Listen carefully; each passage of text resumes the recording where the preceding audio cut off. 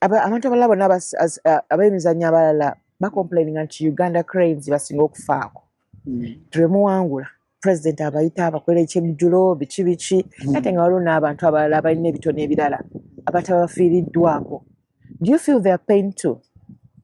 You see abantu bameka babeera okay, let's say netball teams in Uganda, clubs. Government okay, boxers bali bameka mu Uganda. Okay. If football is ewa abantu bangi emirimu in a group. Osanga club emwe ina abasambi more than 30. Abali employed more than 30 one club. Osanga clubs nga nyingi mu Uganda, so obviously budget tasobola kubaye. Tumsa omukulu wa bikonda agenda kulwana mirundi ebiri mu mwaka. Timu y'omupiira egenda kusamba almost all the time. Ate how many people? Uganda Cranes erigenda South Africa. How many people? Abantu balinga 50. Basambi bakoches biki balina okulya balina budget tesobola kubanga yangi. It can't be. Voilà. Jere bikonde bisobola okujiza nambo. Lwaki kiba kizibu mpira gwa fo kunyuma nti abavaamu uko be bafuluma. Abavaamu uko yagenda n'anonya wali. Yeah. Nti olaba kati, let me give you an example. Olaba Tanzania, they can abasambi baba basinga bali waka abasambi. South Africa abasambi bali waka. Yes. They have the quality. If the quality ntone eba so it's very difficult. Abasaba bawagizo kumira mpira baba baka connectinga no musamba mbe. Ate na from. So if you can make ompira okunyumira abantu. Let me give you an example. In South Africa, every month, the team have more than 2 million rand. Oh wow! And that's something like 400 million per month. So obviously, the team have So, katiwane wafe it's difficult. Alavanti always mulindo doctor. Agulu msambi wa million nsavu again afuna million nkanga at the end of the season. It's passion. But how many people will be like that? Era gwanga mentality mjozi gwa Uganda Cranes sirira ya mijozi. Ngawe tufulumaye bagitwala. Guno gwe badde abantu. Kati guno guli signed by all the players. So kolindeko. Bofuluma ngemjozi bagitwala. Nekati nina message more than 50 messages abantu basaba mijozi. Abawagizi babayo gaagala kwambala watene. Bambi.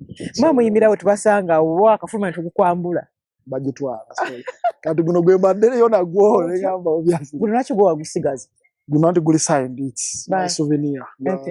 Gwe mpira gwe mijozi gwa qualification. So gujikira ka abana bange balira bako. Maria nsabo imedi opyasoka kulabeke mabega. Guli na signature y'abasambi obuza basinga. Wow. Abali. Ate guli ko linnalyo. Gujja kubeera kerinya. Watu kuba qualifiers tekuba manya. Gisinga no mukyala n'abaana basatu. Meka toli Ismail. Oyinomu. Ndino. Shali egamba bana. Sirina. Atega. Amanyi kyotegeeza.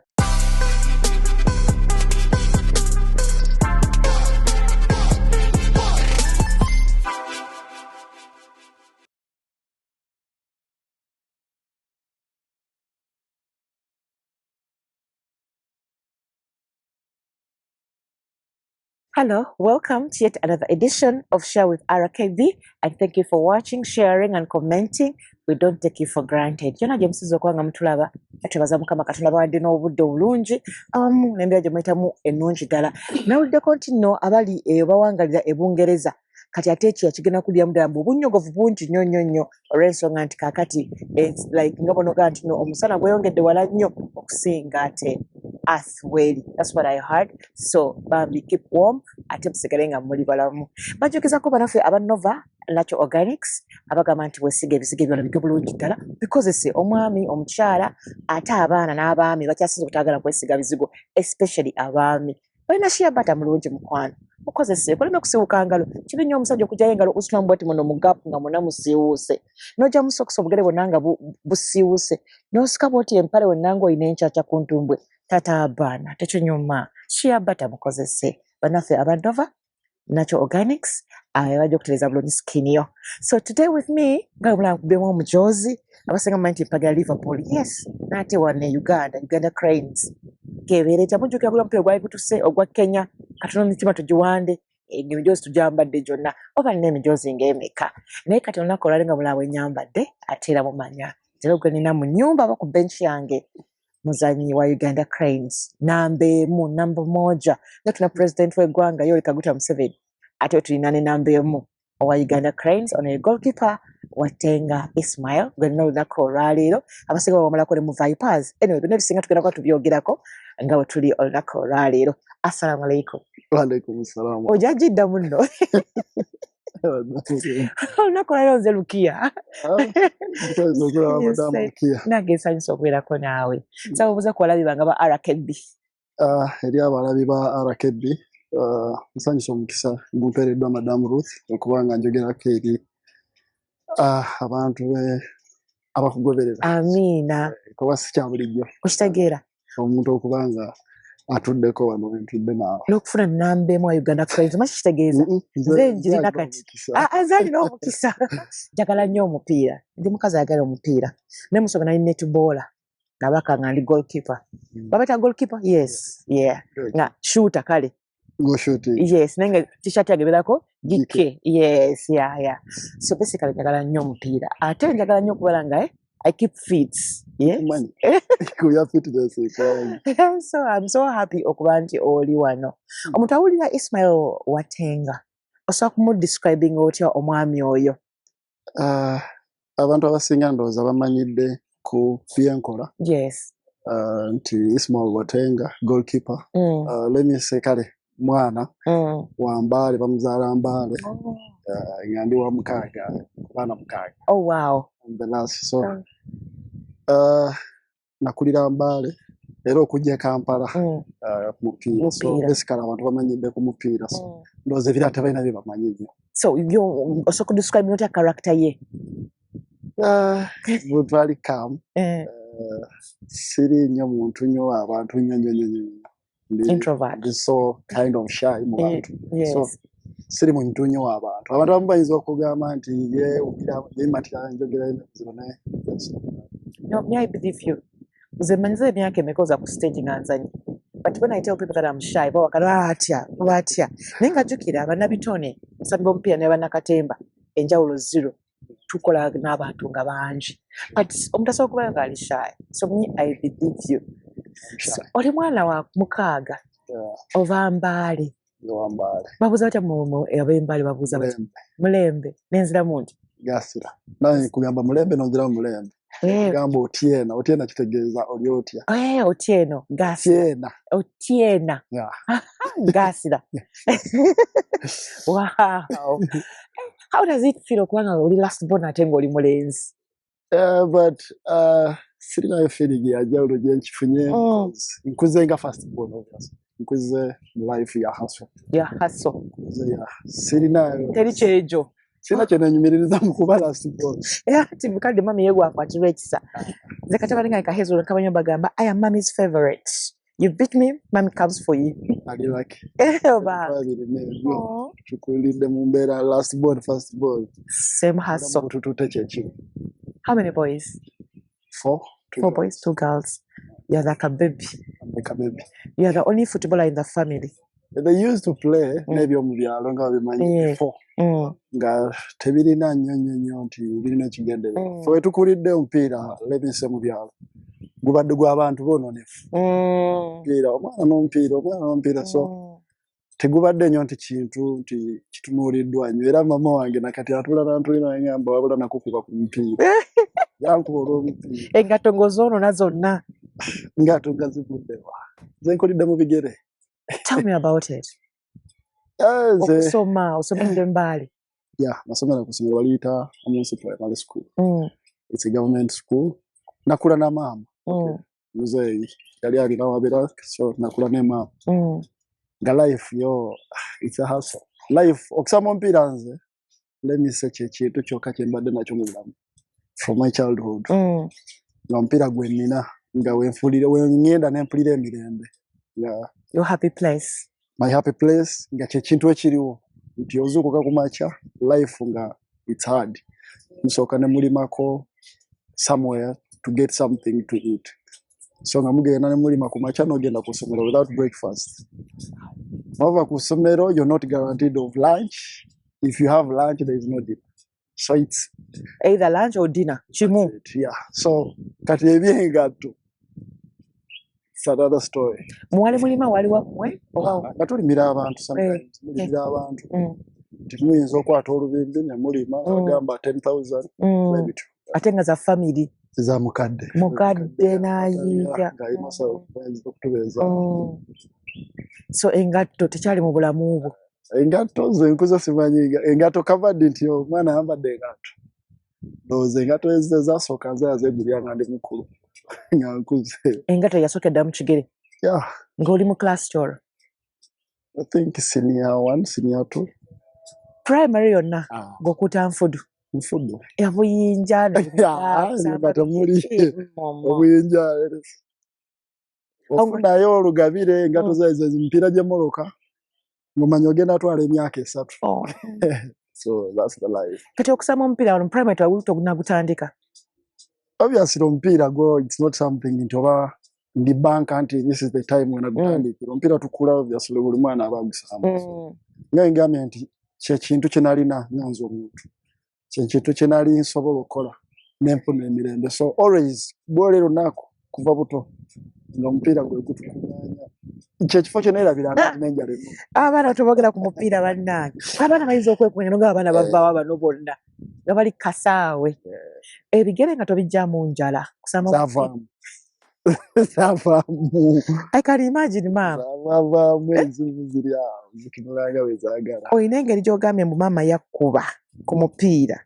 Yakukubanga emirundi emeka?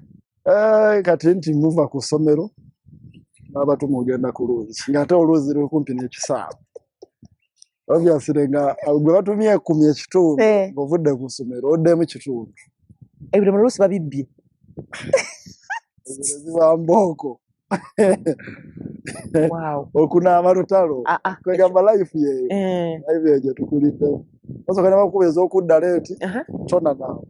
Ate ofuna lwazo ogenda kwebaka. Twagwera n'okwoza ebintu. Tebinnayoza by'abawala. Omulimu gwalinga ki? Kusinga nnyo kukima amazzi waka. Alinawo n'ente. So nga lwotwalayo ente ng'oyitira eyo mu mupiira. Todda. Oddemu kitundu. Ate okimanyi nti okulya mulundi gumu. Kati omanyi nti okulya kati kansooke mbeho kalamu. Baaba. Emmere y'abantu ku kyalo ffene bikajjo. Kwe twakulira. Miyembe ffene ng'olutambula weekend. Olugenda bwoti ku makya oddagu. Naye ng'olidde emiyembe gy'abantu. Nkonyogo ze zikweyimirira. Nga tulya ffene ku kyalo nga tulina gurupu abavubuka nga tuli bangi. Nga mutambula bwe muti mudda buzibye. Mubanga busanyo buyise mu musiri. Bano abayimbi balina eggaali kati yali eggaali yawo. Naffe twalina eggaali. Ng'eyita mu musiri. Amenvu matooke bintu makubo. Nga tebisigala, oh Lord. Olwo Embaale omalayo bbanga ki? Embaale okuva Embaale navaayo mu senior 5. Senior 5. Nasoma senior 1. Baali bansasulira fees nezeegaanamu mu senior 1. Ani asasula? Waliwo omukodomi wange bawamwanyi nansasulira. School fees n'agaanamu. Nenfuna chance waliwo omuvubuka ku kyalo yali coach nga naye bamuyita Isma n'afunira essomero mu tawuni Embaale. Naye nga ntambula 10 kilometers every day okugenda ku ssomero okuva Gyenvu okujja mu tawuni ssomero. Ne tufuna challenge. Nagenda mu tiimu yali ya senior 1 senior 2. Nembeerayo senior 2. Nannyini essomero madamu we n'agamba senior 2 abaana batumenye. Tebalina nnyo kye baleeta. Gemu zaabwe ziriwo once in a year. So ne bajjawo tiimu ebyokusoma n'embivaawo. Maama. Nenzira mu garage ne kojja wange omugenzi ali muyita Koja Muhammad. Gwe nabeeranga naye nemala emyaka kumpi 2. Chance nejja. Chance olwajja condition gye nawa balinga banjagala nnyo natu kati nga nkuba mu mipiira. Ne muwa condition ne mugamba it's either ntula senior 4 direct saga ku repeat. Ntula senior 4 obondeka. Kozi saga kudda ntandike senior 2 senior 3 nakiriza. Wow. Nengera kugeza senior 4 tomero liri Butaleja district. Ekitegeeza nti n'obugezi wali mugezi. Nali mugezi. Ate nga weekakasa ti senior fo ojja kikuba. Naita. Wow. Netula senior fo bulungi. Nakolera essomero lyali Busowe district bagiyita Butaleja district. Nenga terina center number. Essomero baligulawo omwaka gufagenda. Wow. Kati omugagga ye yayagala kuzimba essomero ku mupiira. Natuuka ku ssomero teri basambi ennyenya basambi kirabika baalinga mukaaga. Tawaza na ttiimu. Bangamba kati twagala ttiimu. Nenyene Mbale nendeeta abaana. Abantu bwewekakasa. Netuzimba ttiimu. Netuzamba netuyitako district ne tugenda ku national. Bano bogenda okuleeta twaleeta mikwano gyo b'osinga okwagala okuwulira. Abali mu haso ngange. Abamu. Kiraba. Abali mu haso ngange. Netugenda tukuba netuyitako ku district. Oh wow. Tugende Masaka 2010 ngani senior fo. Then yao bebanda bilaba kitende. Ngate nsamba mu maaso no baila. Sali mu goal. Nsamba mu maaso. Ziwasoka mu maaso. Nkola senior fo ne balete kitende. Trials senior 5. Bega ndi mwana wa nzenga ndoza bangambe free range. Samanyira bya zero grazing ndi mu boarding. Full time. Ono kuyita muko Nzumye mwebya. Olwatuke kitende na kuba trials. Ne bampisa bulungi. Ne banteka nenyingire sumu. Nembagamba kange nenchimeke ebintu bakobake nembale sana. Ewadda. Nga tojja bisobola. Nga bamanyi nsoma. Mwami mulida front. Bamanyi nsoma. Nenzira yembale. Ne batumya ata second term. Omwana yali wano. Yali omwana yali pambale. Aja omwana yadda yadda. Katandeka nadda boarding. Twa kusibira mu kikomera. Mu kikomera kito. Ate bali strict nnyo. Nalaba embeera eriwo abawala bali boke na ngamba kino ekikiro. Soko olineko mukama wange abawala bali boka. Ekitende. Wali agala mubeere wamu. Fwe regional someranga vibe mwe eri musoma. Kino kisulo. Era musomera wamu naye mwebaka buli omwe. Naye era bino sanya asembe ekitende. Abana batuweeri walezi bali eri. Ya kisiramu nnyo. Ogwo sijja bisobolera. Alezirayo. Nadda second term. Ndio kanjoining asomero lengamba kanewe bakwete ku basare wali Masaka bagenda ku sportinga amukulu yenyini yakulaba oba nabo bali bazze community bali basaba waliwo twali genda kusamba national okay so banda bakutukirira batukirira waliwo jjajja wange yali mukulu wa region mu mupiira gwe batukirira nanga omwana tumwagala bache kugamba gwe nawe no very excited. Bali excited nenga nze namanyira byakwefuga. Nenga ekibuga kikusanyusiza ogenda kujja kuba mu kibuga. Ekibuga gatasibiri ko nnyo. Ompira nze nali nsamba for fun. By then. Wow. It was fun. Nga mu future yagala kubeera ki? Mu byalo ngate wabana bya future. Osoma busomi. Biba bya buto jaga kubeera doctor jaga kubeera musezi. Engineer. Naye otuuka kira nola bana. Note vitali. Oda mu second term. Nejingira ekitende. Musomero ndoza namalamu ewiki emu. Nebategeka waliwo emipiira gyali gya interregions Busoga Isubikiwe bitu. Nebankubira essimu. Tulina tournament eritoolo nenebba musomero. Gyali za MTN. Interregion. Kikolo kya kwanga abantu abanga bali strict out there. Abantu fuluma ba bowlers ekisaye kyaliwo. Basita b'essomero. Wafuluma training asadda. Ngene mwana gwe wesigaji. Pass paka. Are to make matters worse, I know Google tournament. Director. Agora kula student wa musomeri. Abuzaba basandi what? Gwe. Wavunda musomero.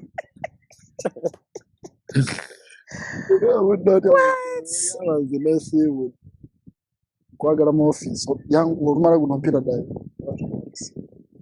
Ngatosobya. I can imagine.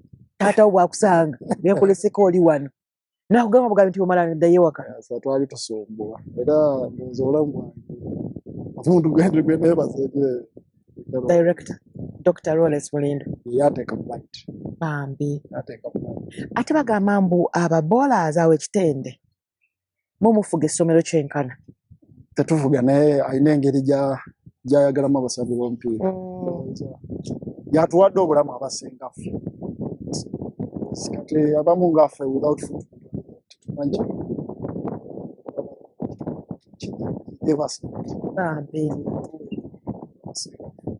So nga obeera ekitende focus ina kubala ku mupiira.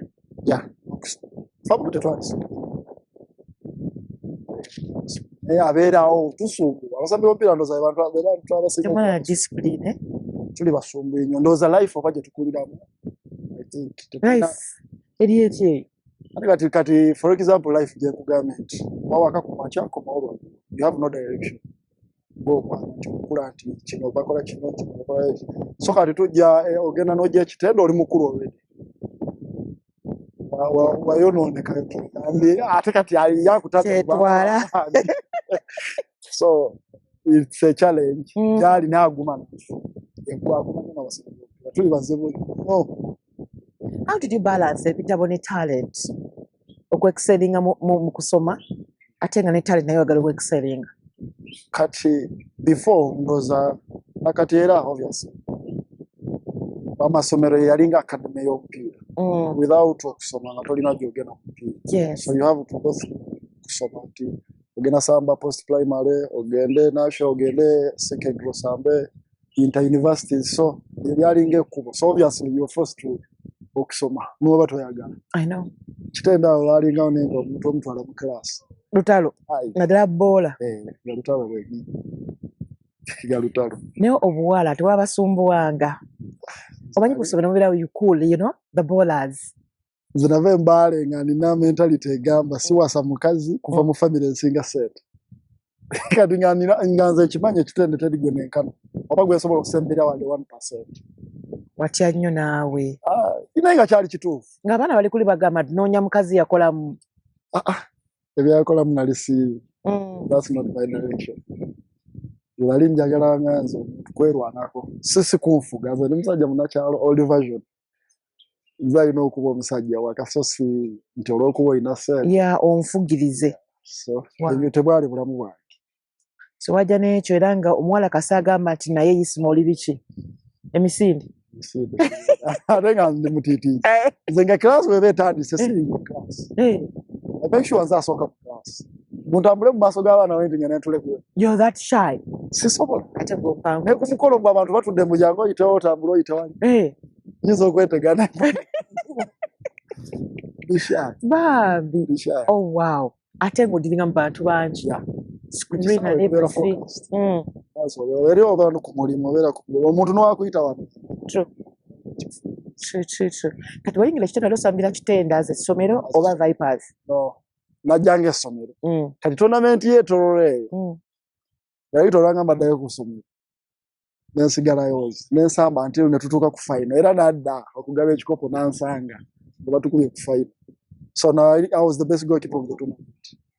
Kati timu nezitandika Express bila KCC okulamuza waliwo ka goalkeeper ka timu ya Eastern waliwo ka goalkeeper so na ebimutuukako era olwamalawo yangambirawo oluvaano okwagala mu office neŋŋamba embooke egere kuuma kati nze nga sibi following ndowooza nga abantu babyogerawo ku marediyo biki goalkeeper biki nagenda otuuka ekiteeno mu office nga nyambadde jiini yange nga bbiri munda netekako empale esumbu ya black amanya mboketekedde kifooko embooke eri mu office atuula nambuuza wasiibula anyamba bansonyiwa nali simanyi mateeka gaawa obuze nagenda bugezi aya naye mugisuga ogenda kunsonyiwa ansonyiwa kati njagala kusayininga mubuuza eki naye njagala kusayininga mu ttiimu ya Bunnamwamba then nga tanakyuka nze nga mu mutima nakkiriza nengamba nweeba life contract nsobola ogisayininga. Why? Ekirooto nali sina nasubi kusayininga mu ttiimu yonna ya league ate kati bali kugamba ogenda kusayininga by then yali champion. Nengamba wano already osoma buli kimu ekiri kati nze mu mutima nange ninamu kiri ekyokwemmatira nali nkola mu garage nga mmanyi okunegotiate. Yes. Kati nga nteekawo mbeera tu negotiate naye nga munda mugwe wakkiriza dda mutima niwangamba bwereere kati ye nandeyo nambuuza sente mmeka nga mu mutima nina figures ezange ye naneesooka nayogera figures ng'ate ndaba nene kubiwadde baifaku ze ndowooza nengamba wano kati agudde mu tageti yange nayongerayo times nga 5 ngamba naye mugisuugwe omanyi oli mwana mutono oyagala sente. So that's how I joined the Vipers. Babe, ate oinenge joka tinolaba ka goalkeeper. The last time I checked ngo oli osamba maaso. Ochuka dio kuva maaso dema biga. I mean odemu goal. Nalwala okugulu mu 2010. Otwava mu nationals ne twala. Nasobola kusamba mu kisaawe. Naye sagala kuva mu kisaawe. Naye before nali nkwata munga mu byalo omanyi. Asembayo yakwata goal emo musamba last man is a goalkeeper. Kati nganza already mbimanyi. Already nga musaye cha goalkeeper mu kinemu kuru wange ali goalkeeper so nga already mu ekiri. So nenzira mu goal. That's how the data take. Katato enaje kitendo nagendera te wadda mukudda maaso. So unawuli anti goali we watuufu. Eri obadde baatiisa. Yeah. Okay. Eri nga nsobolerayo ddala naye atenda bano it's easy. So ngoyingira bunamwaya. Ngira mu bunamwaya. Ngo abantu benalinda ba ku TV amza muwonge ja walwa Lusidi. Ngendo training nabo namba. Niwe ba life contract design nga wano. Naye wasanga ngompira bwangu oli kuba star bo oli mbatunuulira. First training. Nga ndaba bulaye buli muntu mulaba. Nenga nze kye nina omutima ngulina. First session bagamba kana akasajja kajja kwata ngo. Nga nina omutima because life yenyini nga already yatudyole. Ti tolumwa. Fengo okulumwa it's not part of us. Nanonga manti kati kuvuka kuvaa kugwa wansi. Mitiji okulidemu egy'emiyembe yafene. Yeah. Ndozera kye kintambuza okutuuka gye ngenda. It's not about the talent. Wabula omutima. Omugumu onko. Yeah. Bwe wali amaanyi go. Kulumwa ya. Yeah. I'm willing to for kulumwa. For your talent. For me to succeed in doing it. Mama omutegeeza ddi nti kati eno gyendi ate kati bigezze. Natwala set. Ze bampeza okusayininga. Kandaba akalulu awo. Yasooka n'azimpa omukulu nenze muddiza. Ate. Envelope. Nje muddiza mu office yanja gikipa. Sijitwala mu ddoma abagezi bangi. Yasooka kye muddiza n'agiterekerayo ewiki. Nemugamba ojja kumpa olunaku. Nsibule ngende muke wakanayo. Nakiriza. Era olwaddayo esente ezo zambonyabonya.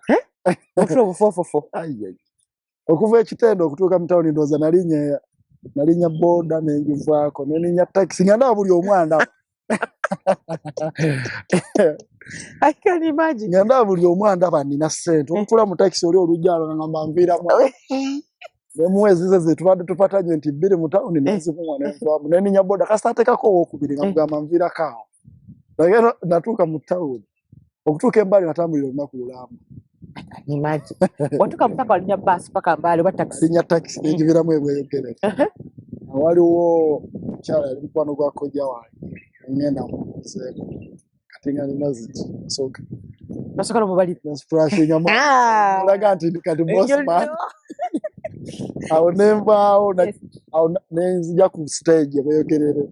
Isoka ngula memory card ne bali wako music ekiro kiramba balona music nawo nava osanga ku minemu kyoka nali twali batuka osanga nyata ninava ku minemu nga bucha neni nyata kisinye nambari nenjivira mwena mutumba nofuna endala nenkwata kati nga program yagenda ku sebero linaliko ebunyori esente z'abandi okyaziti zanga z'abandi otyo Nsoka ngenda ku somero ginali nkubye ekikalu nyambadde uniform y'ekitendo kweli engatto mweri black mpulira ekitendo ntoka ku somero nowawo natulinayo twali tuli amanda zinenyamba buli omu erindazi bali amanda zinenga sente zirina gye ziraga erinya nga bayimba ggwe ate oludde ku somero baali bamanyi yes kyesirya somero linasambirako omupiira nenyumira omubulamu bwange baali banjagala mambi notobeerabira neninya taxi bonyene mba soka olumyeko ku tichawe yasinga okukuba soka n'omukyonzeri bayite banku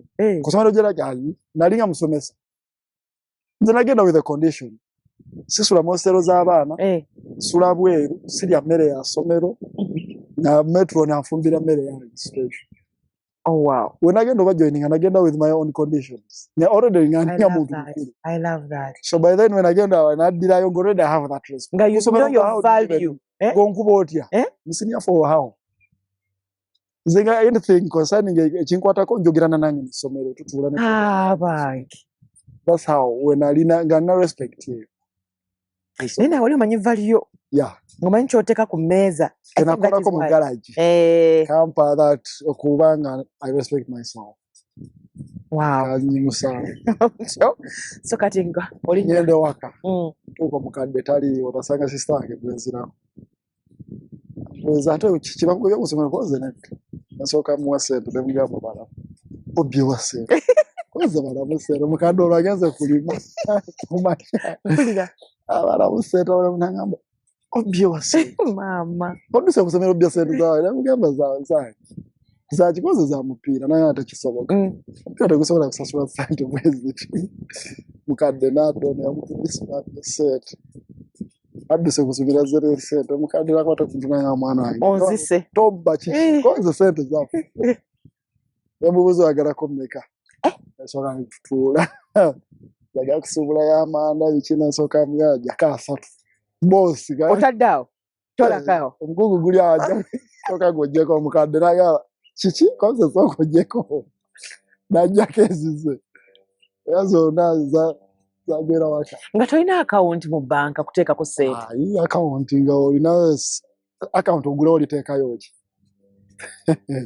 kati ala account ogirowoozaako ddi kitende ng'omaze okuvaayo mu kyalo Vipers ye yanzigulirawo naye account ye yanzigulira account okunteekerayo monthly salary bambi maama omunnyonnyola nti kakati kino kyekipya ekiriwo her reaction essanyu yeyalina omwana wange omugalanda yali amanyi omwana yayonooneka yakola ki ku kyalo nga buli omu loza ku kyalo fe bali bahasola abasinga bambi ate bapangisa okubalimira kati alaba yali proud taata ye omugamba ddi muzeeyi wange nno twali mu haso naye nnyo ku mupiira yajja newaka omwana we yayonooneka ali mu bisaawe biki biki nekase alaba nga ntandise alabawo enjawulo n'akuleka asanyuka okomawo kati bonamwaya afuuka ddi Vipers namwaya afuuka Vipers nga ndi mu senior 6 I think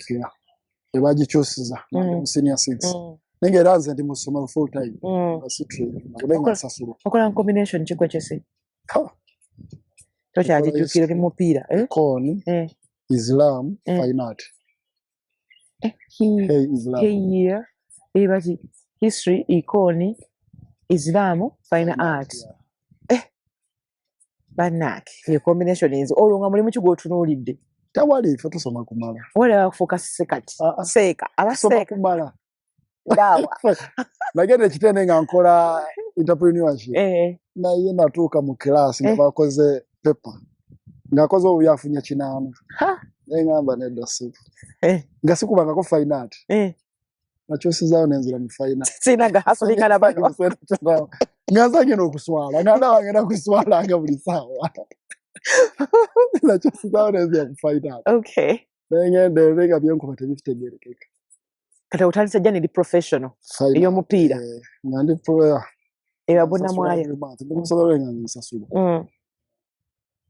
kati bunamwaya bwafuuka Vipers bakugulira account okutako before olwasayininga bwe ndi nga nkyalinga ekyali bunamwaya bazigulira account nga nze musomero naye nga bateerako sawa loza kati ne musomero mekulyanga mmere nekitenda awo gwe abasambi b'omupiira twalina life njawulo nemugenda mu tournament nemuwangula mudda negabawa sente so nga always muba ne sente omusajja oyo yali aboonoonyi bannaye tozanga balabanga baana be nnyo n'okusinga n'abaana be kirabika yatwagala nnyo emisango nga tukola emisango mutegiggwa yaza esuubula capati mu ssomero nasuubulako capati ng'osuubuza abaana nga tuzigula ebweru era n'ogigula capati emu girimu egweranga mu 100 nazijja mu ssomero eyinza okuggwera mu 200 ntunda nga atunda mu kyaki wayawulanga nnyo naawe ng'ogiteeka awo alina ennyingi yagula ate nga walimu abasudaani balabanga ne ssente abaana balinanga ssente era nze omwana wange omutwala ekitende mala kwetegeka natuuka ekitende neŋŋamba neffe tulina abazadde oba aba kitende nga banksip yekweyimira toyingira gate bya please allow tali viddi nze natuuka viddi eri kumpi ng'omwana baleese sahara y'ebintu right yogurt amazzi boxes zikomere ffe twenywera mu tanka tetubimanyi naye nga abaana tanywa mazzi lwenzooli boxes ziri awo zepanzi ngalinga alina supermarket eŋŋamba byagulawo dduuka timwana bamukyalidde nze namala senior 6 paka nakati abazadde bange tebamanyi kitende we tebakukyalirako Nzate zabeera ku ssomero n'enkyalira abewaka nga nze aweereza. Gw'okyalira abazadde. Nze aweereza ewaka. Bambi. Ekyakuwa kyakuyiga ki mu bulamu? Kukola. Kukola nnyo. Namanya nti obulamu buli different. Gwasalawo ky'oyagala okuba. So it's your choice. Gwayeetoolerako ky'oyagala. So oyagala ekitono, you limit your abilities. The more ky'oyagala ekinene, the more you push yourself. Yeah, I know. Osanga omwana nga muzadde wa mukyalira buli kayina n'akateekawo naye ng'omwana tali grateful. Namulina. Nalina mukwano gwange paka nakati mukwano gwange. Yali try to was like cause if it were innocent no man if it were ati bazikiriza nno twali bayekera mu ssomero atyo kati nga bana batera okozesa essimu zaffe okubira abazadde David daddy bring me this ndetera kino so nalina omwana wa mukwano gwange naye yali asamba omupiira nenga yasoma wali wabula I think video zitera okubeerawo nga wabula akaseera katono tuwumule omwana yantuma mu town mama we nampe mtwala muletereza ku ssomero omwana n'ayomba n'akubira nnyina why do you give me this only 400 only nentunulira omwana ng'ayomba mugamba negwe oyombya kajanja nemugamba nze zimpe nemugamba zino capital if I send it to my mom it's capital nizoli kuyisaamu amaaso nemugamba just be grateful nemugamba nze ebintu ebisinga mbirabiddewa mu bulamu bwange nali simanyi flavored milk nali simanyi noodles byonna ndibirabira kiteera you should be grateful omwana yaddayo wakanga muntu mulamu nga naye tulivinga naye bulamu kati bwaba boola egamba mama no I will survive no I have this kumbe Katonda yali amutegeka mama mu maaso n'alwala embeera n'etabuka kati naye alina okulivinga life ya haso so kati ayombera emitwala nagwe musajja wattu n'olukumi tebalukuwanga ojja I have to send home nenga yebamuweerezaayo nenga ffenna tusoma class yo osangera omwana n'anyigira ddala n'anyigira abazadde nti nze tebafaayo nze mama wange tankyalira ffe twatuuka nga netugamba tulina kola abaana baffe obutatujaaje I know tulina kola nnyo because walabaga nti no okuzaalibwa mu famire enjavu si musango gwo naye ate ggwe okufa ng'oli mwavu musango so you believe in that yeah I do. Because I know what you do. Because banagamba nga wane poloti yali ya milioni 5 nga obakati ziri mu billions omwana agamba lwaki muzeyite yagula wano so ebintu byetulwanyisa kati lwana kulabanga by the time bakuli at least you've set up a family because I don't think that's what living over. I know I can't but watenga believe me nti waliwo abaana abasamba omupiira abaana baaliyo embaale abaali basamba n'okusinga nenga paka kati banji I was not among the best kebe kitenda well, I think no matter what emyaka ebiri nenoza nasambako game okusambira essomero what game like this baali banji abalungi ennyo then the difference was life ava jenava and then buli lunaku nalaba nga I have sidambala ate I have to go back nga nina sente regardless gwayimba akayimba kalisiva kampala ng'anyi nagana so biseera bya mpira si bya mpira nze nali nkola road work mu ssomero mupiira si mupiira so nagenda omala senior 6 ogamba nti I joined Vipers by then baali balese coach mu Nigeria so na training I think 1 week Nigeria nagamba you know what you are the youngest here but you're my first goalkeeper wow nyanda bakuba lwali nga amza muonge first choice akwata ku Uganda Cranes nze ndi kuva mu ssomero there's no nagamba watch the space sidi kanagamba now you know what so kugendeke waka okomao nengena nemala 1 week nenkomao naye olwadda ye yali anzikiririzaamu yeah just give me time olwayingira mu goal paka kuva ku Vipers nyanza first choice paka kuva wow nebo yavaawo okuba coach yavaawo yagenda okuvaawo already nkute gwe namba emu wa Vipers nga tebalini na ate nga n'ekikulu nga n'omukulu anjagala ye yanjagala kuva dda before even playing any game so yali yanzikiririzaamu Viper no ye tiimu yange ffe twakuba tuli ba Express muzeeyi nga tadde ku Express nga tukakankake omukulu wa Express ku Express yali ajja atuutira baana naye bwe tugira nze Viper nefuuka ttiimu yange n'awaka okitegeera era emijozi njirina egya Vipers, yes. Naye era nga abantu baba bakompera naye Vipers eyitawula kubaawo omwami oli alina ssente doctor alina ssente bla bla bla. Do you believe in that? Mpira ssente. Football is money. Because if you don't have money, ojja kusaninga abasambi abalungi. Vipers had almost all the best players. Nga abasinga tuva mu ssomero tukulidde wamu, we understand each other. So that was the difference. Nga tulina engeri gye twemanyimu, tuwatenga, akuze n'Emiya, akuze n'Ewaiswa, almost the same. Tubadde mu class kuva mu ssomero wamu. So we have final connection. Miya. How is he? He's okay. He's okay. Omanyi ne wobeera kati nga ffe tubeera mu theatre ogamba nti ono muzanyi wange asinga nti nga bw'ompa John Segawa ne woba onzukusiza buzukusa nsobola okuzannyanga Pati gy'ompadde Patrick Omujuka, Mariam Degere, Jennifer Kabanda kugamba nga bw'ompa abo abantu nsobola okuzannyira watu ompadde script. Do you also like mu mupiira mubamu nammwe mwebityo nti ono bw'aba nange ku team ku line up kiba kiwedde? Yeah, babaayo. Mubayo n'abasambi, the ones you believe nti ffe tumenye sure eno we don't concede. Ajja kuteeba. Anytime ajja kuteeba. Kati bwe twali Vipers nga obviously nga Miya waabeeramu nga tumanyi anytime. Ajja tuteeberayo go. So we made sure nti we don't concede. I know. Oyo ng'abula twabya mimiro. Nga wakwata ati nga tuwogala tubanye yeeyengedde. Naye ali mukozi. He was hard working. So hard working. Okay. So Vipers okyaliyo? Navaayo dda. Okyovaayo ddi tunyumize? Navaayo 2018. Nengenda Ethiopia. Ndala Ethiopia, I think 1 year nenzire Kenya. Neve Kenya nenzire South Africa. Ethiopia ni aleta the gig. Kajita na gig mu lulimi lwaffe. Ayo gig yali ezisebe mukama wange. Because I was free agent. Oh. Yasoka nentawula muko ne mukama wange. I think for almost 3 years. Nenga ndayo nemwetondera. Ekutabuleta? I left. Ngatena I had to renew the contract. But I was excited. Nga omanya omuntu yenna tulwana kuba bulungi kukula. So I was here for I think emyaka ngagi biwezeeko ne nyamba let me try something else. Nakasente nga bw'omanyi nti kaali kasingako wano nenzirika nengenda. Olani agisomayo deal? Tiiru eyo simanyi n'abakyala abo engeri gye baalina agency ba Ethiopia. Bantukirira simanyi yabawa namba nabagamba we have a deal here. Ndowooza byakusaaga. Mbagamba okay.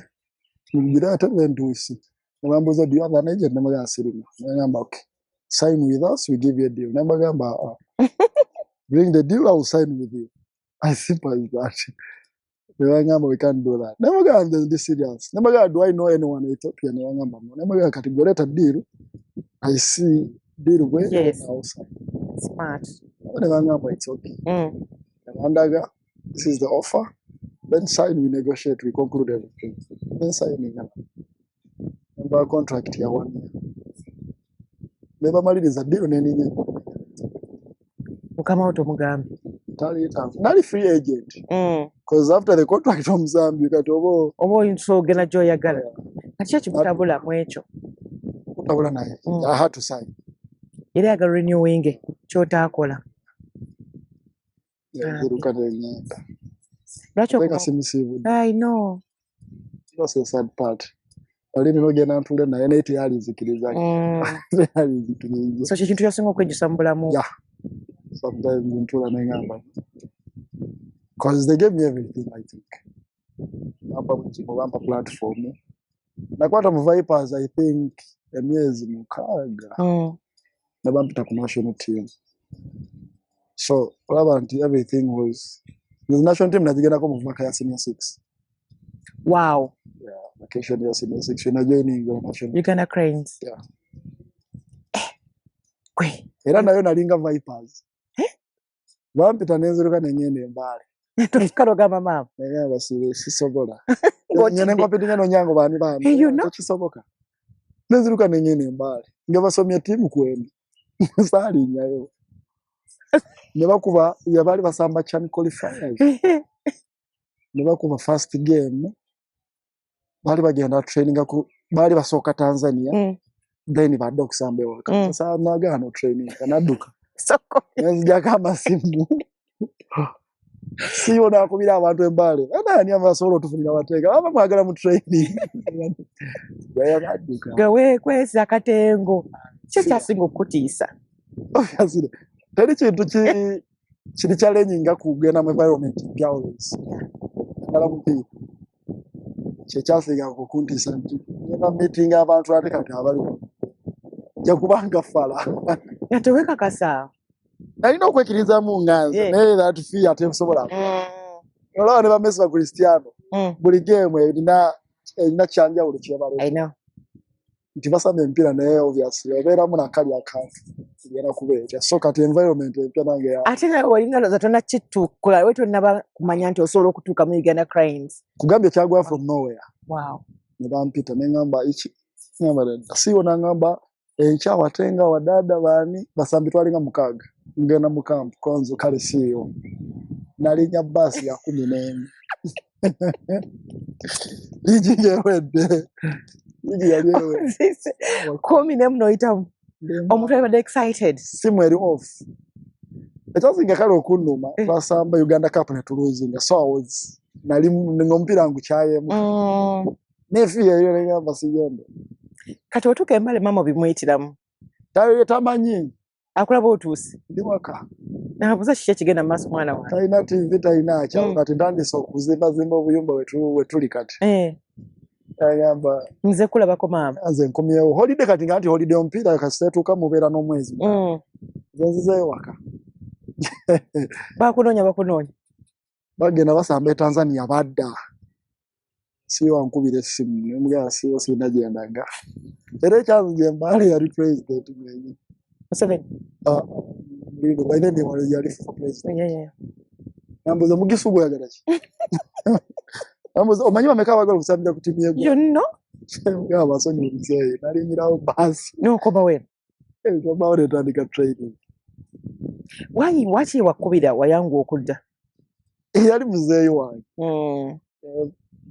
yalinga muzeeyi wange dokita so kati bwotuuka mu training bwotuuka mu Uganda Cranes kyali otera wakisangayo nga kyekyo kyennyini watya bituufu so watya bituufu naye kyanyamba twali bangi batuyita abantu nga bana abapya kuva mu Vipers different teams goalkeeper nga bali tuyita kukula ndowooza nga bategeka ndowooza ab'omu maaso twali bangi twaliko nze Lukwago Charles waliwo goalkeeper wete bwanyi tuyitayo batyo for the first time era n'ofuna passport batutwala lunaku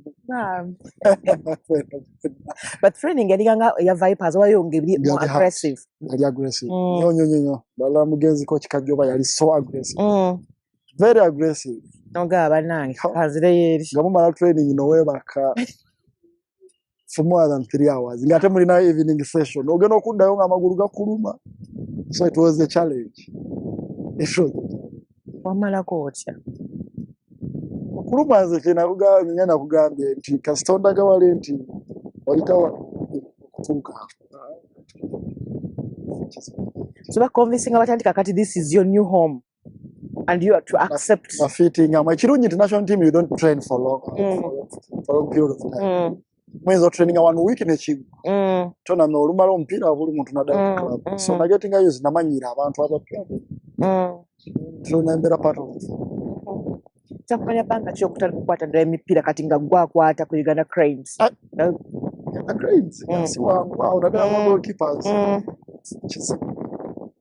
fakati fenza wenajira obviously onyango yes nga gona ogwetaaga ba international players you can't so nga fatulinda kyani sekafa tusamba so ngobera nga bakadolota ubuni international ofuira hagalo ngo kastola abantu manye kyasinga okutwagaza ate ku bonyango ngolaba life gye balina mu camp engata ina pe yanga 5 gloves ina pe yanga 20 buli kimunga bagamba this is life atenga ina brands kati Nike za kubye zokka ina brands buli kimufe engato liyo olumbye mu wino ya 10 ya yambadde engato Puma ya 9 ate empya 8 from Puma shop ngolaba n'ogamba tuli ku kiwango so life eyo yatwegombesa mugamba nteeka okubeera wadde mbeere nga ye. ate nga obviously nga otraininga naye weegenginga n'olaba olaba ebintu abimanyi naye nga osobola obiriga era kugamba bizibu n'osobola the more we twabeera naye obviously na getting used were they outgoing kubanga nga bwogamba nti kati bakuwadde ono omuntu training for example mu radio bakwasa omwana nga muyambe yigize console mics adverts muzikola mutya oyita otya obulanga okola butya so owaita mu kampa abakadde abaliwo babayambako were they welcome. Onyango is era ffe ndowooza mu department zonna bakoleki fe abasiŋanga okuganyirwamu nga buli wadde atuleetera gloves atuleetera gloves ogenda ova alina peya za gloves bisatu emboozi mutuula namunyumya ebintu ng'atuzimba nnyo naddala ffe abalinga bajja obuuzi yatuyambanga nnyo. So funako time emugamba kino kyomuwulira ku mutima. Have you ever expressed yourself to him? How you feel about it? No mugamba. Atwala okuba n'omuntu nga tomugamba nga how you feel about it. He knows. N'okugenda South Africa y'omuntu genda sooka okwogera naye. Ogenda mu Sundown? Genda South Africa. Because nali ngenze Zambia for trials. Nga nina contract ku table. Ne mugamba bampadde trials okujja South Africa ne deal. So nyolooza nkole kinagamba jangu for trials. Ne mugamba ndeke deal. Ne mugamba ndi mwavu sina adde 10 nangamba bireke. Jangwe. Nangamba nja kuyita trials. I know what you can do. Noziyita. Wow. Aze natuuka eri yangamba kintu kimu gobeera mulalu. Toyina gw'omanyi. Do what you're supposed to do. Oba kulekanira muntu yangamba abasajja bali bamaanyi. Balina esente bagagga basambira. He's a good friend. Nangamba naye gwe kitwale nti tobamanyi. Abantu bakyo. Bembaale bw'olimu. Nangamba gwe akola ensobi muleekane. Akola kino beera omukulembeze baswate bw'ekyo. Nange kinakola nengamba oba kabangu benenaze. And it worked for you? Very well. Because if you're not a leader, that's all I want. Right. You have to be a leader. You have to see things before they happen. So you have to, abantu olina obabulira before. So olina okubanga olabye ebintu before. So kyankolera. So you've been in South Africa for how long? Now 5 years. 5 years? 5 years. Wow. 5 years now. Over Mugundi, Uganda Cranes, against Ethiopia. Kenya. A few months.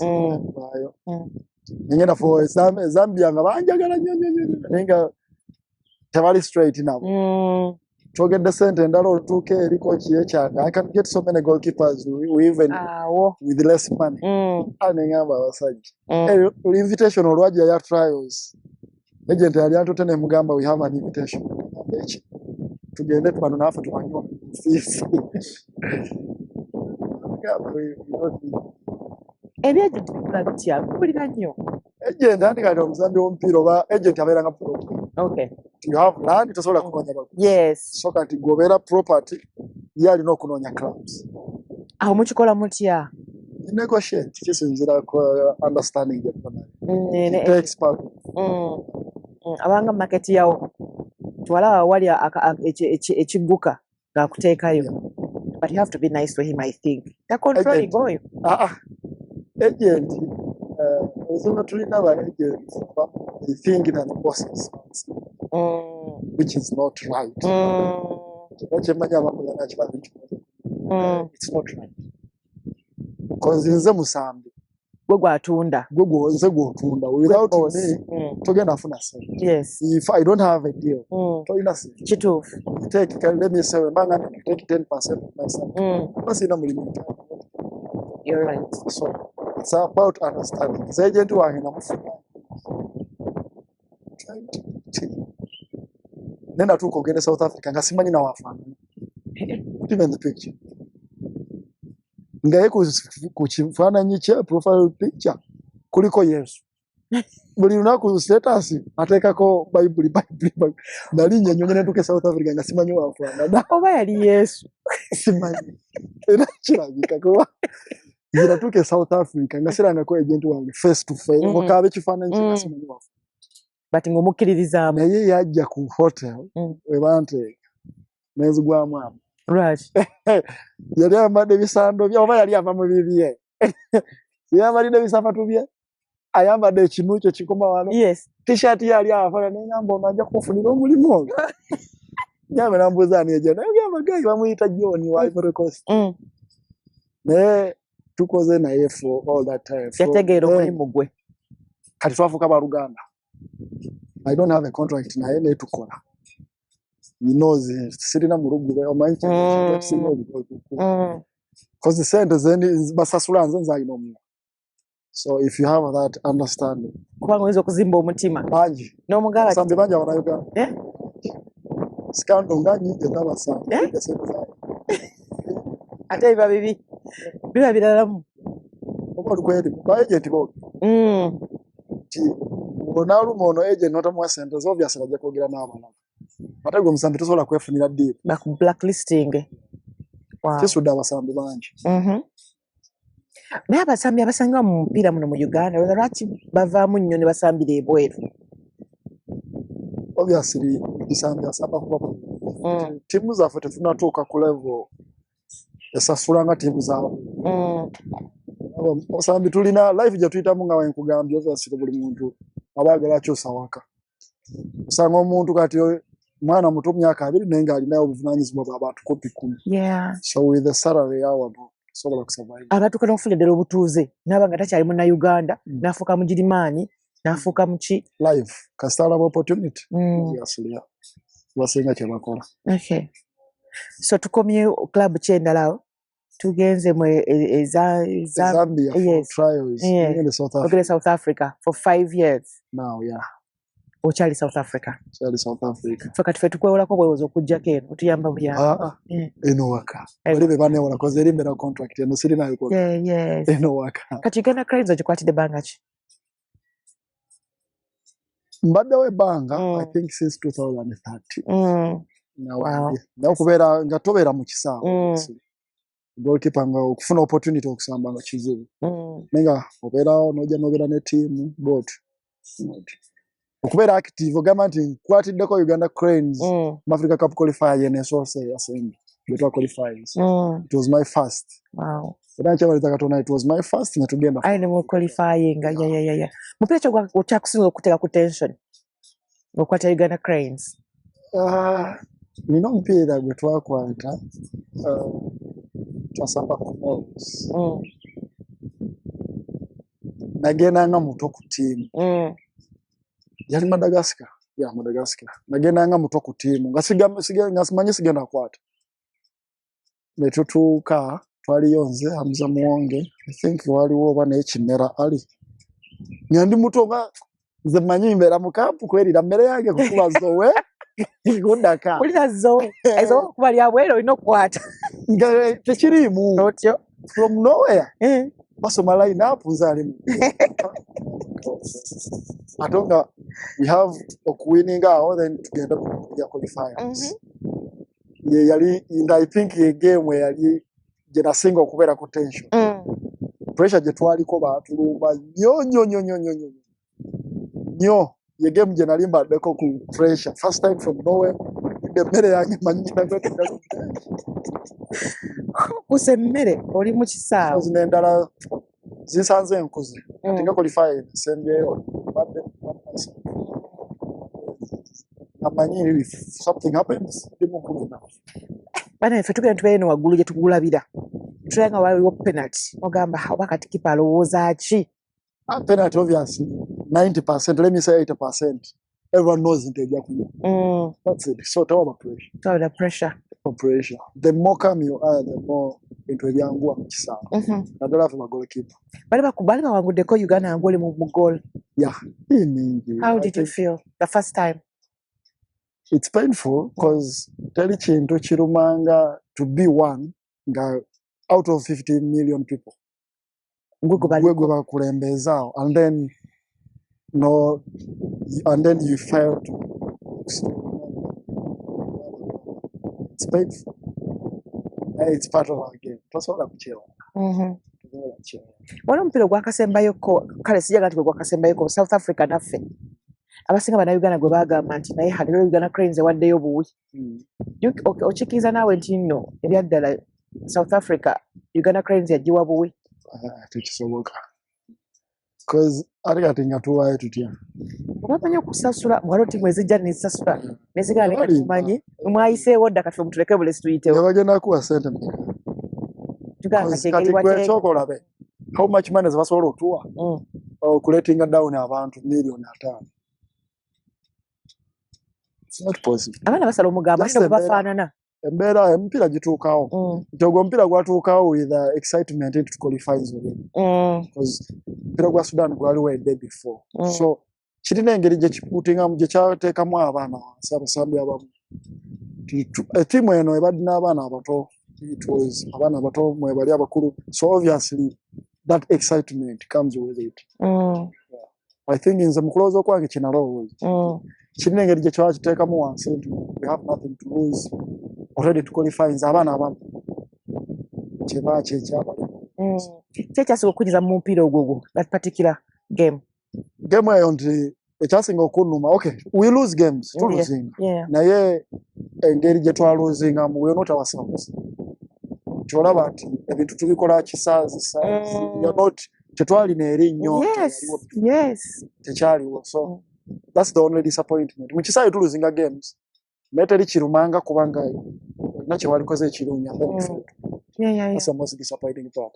Ne waliwo giving 100 you lose nogamba it's okay bagezezzaako bambi guganye so that's the most disappointing naffe abalabi twalaba nga gwa kisaazi era nga bw'okyogedde kyatuluma nnyo waliwo neyagwira ddala mu box defender I forgotten his name.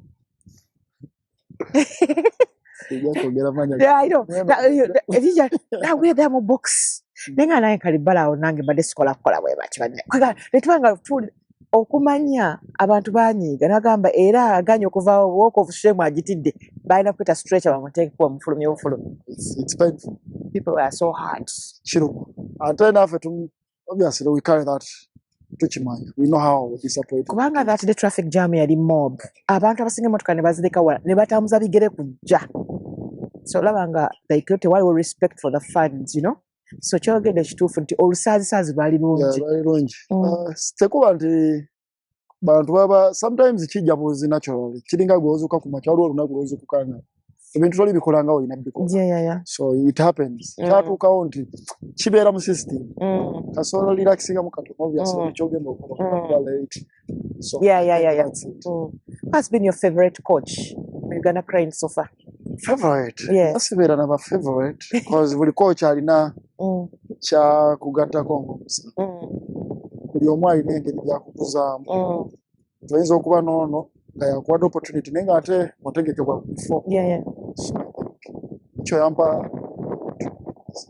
yampita nnyo akuba ate saafuna ate mikisa gisamba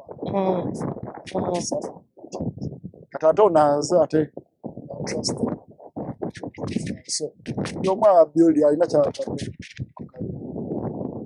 ate basinga bakubeera nnyo Mitchell after 30 something years omupiira tubeera ready for that yabeeranko ne favorites abasambi nga alina abantu baga ti ontavaako bituufu ebyo nti eba ku trust nti if you trust someone nti ono ajja kuggusa kino obviously naye kati fe abalabi tukulaze nti mutuufu wate nga gw'otuwa emipiira azaala mizaale ate simbe batendesi ensonga lwaki bamusasula is to make those choices enzibu muzemulowooza nti because mwe mulina bye mulaba naye ate waliwo ebitalabika because omupiira mwe mugulabira mu kisaawe bijja bikola omupiira kati yayinza okulaba nti tusamba Algeria kiki kye twetaaga okukola ono omusamba gyakola kyenjagala oba ono yajja okituukirira that's how it is so bakola choice according to what you're going so si nti ono amanyi nnyo ajja kusala nga ate oluse tugenda kusala tugenda mu kudefending out so that's it. Okay mama ne residentials I had zabayingiza mambala mu camp and I hear nti tabakkiriza kubanga mwegatta tonegatta mu camp tosobola kati wali omanyi n'okutolokanga ku ssomero kiriki kati wano okuze gwasinga okukyetaaga kiki kiyamba ki Obutegatta. It's not about kwegatta. It's not about Twawulira. it's not abo kibokasa wegatta musimanyi oba oyiye fitness simanyi oba okoze biki. Kati kyebakuza kyebakuliriza nti okwegatta but bagala ku building that connection. Kati nze mbeera naye kati kangambe mwami bao ayina ebintu byakumanyiko nowaba tayogedde nawe tuyogere ekigambo kimu n'amanya nti ono munyiivu. They want to build that connection. They understand nti wembeera ne let me say Elio couple of those wentuula naye understand him manye ekimunyiiza amangu manye ekitamunyiiza wembeera naye for 1 to 3 days era ye challenge national team gyeba naye sometimes there abasambi abajja 3 days before they get you don't have that understanding. So we papa take our connection eyo gyeba afe no basala omugambo ne gubafaanana twaba batayiza. Part of it mulina okubeera nga your fit obviously abantu abanywa so if you are in the camp obviously kyekisinga okutwala fitness sleep kweba kaleeti kyekisinga okuba dangerous musambi abantu batunuulira ebirala naye okwebaka kyekisinga obukulu just sleeping oli wekka olina okwebaka ennyo training kulya kwebaka yebikuuma omusambi ng'oli fit byebirala byonna babuzaabuza you know it's part because kibaga nti agenze kunywa obviously tujja kwebaka bino ebirala bibeera just part of it ne if you do these three ng'obikoze bulungi ojja kuba fit. Mupiira ki ogukyasinza okukuluma gwe nga goalkeeper? Nze nganze mu career yange I think game ya Mozambique I think mabega kawo nakola ensobi emu-bbiri ez'omudiringama we lost the game. It was painful. It's painful because basambi abasinga banzikiririzaamu basemu the sad part nti basambi abasinga baali banzikiririzaamu and then gwe bakkiririzaamu nze abakumaakuma and then nze ali baleetinga down so kyannuma. Did you talk to them about it? Yeah, twogera. They understand. They understood ngabo. Era be bajjanga gye ne bagamba no. We understand. We know what you can do. Ngago gwesalidde. Take gwesalidde. So I felt the pain. Abantu gye bayitamu. Twasa kulekawo. Social media. Fetuvumira n'obwere. Bueno. Akoze kiro ne. I know. Obviously, I understood the frustrations abantu zebamu the muntu yetegekera omupiira. Okwana. Omupiira gwa next week nenga gwetegekedde from kati ya yetegeka so I felt the disappointment of buli kifaini. Twetwala mate mbi feeling amwe. No, totally robots.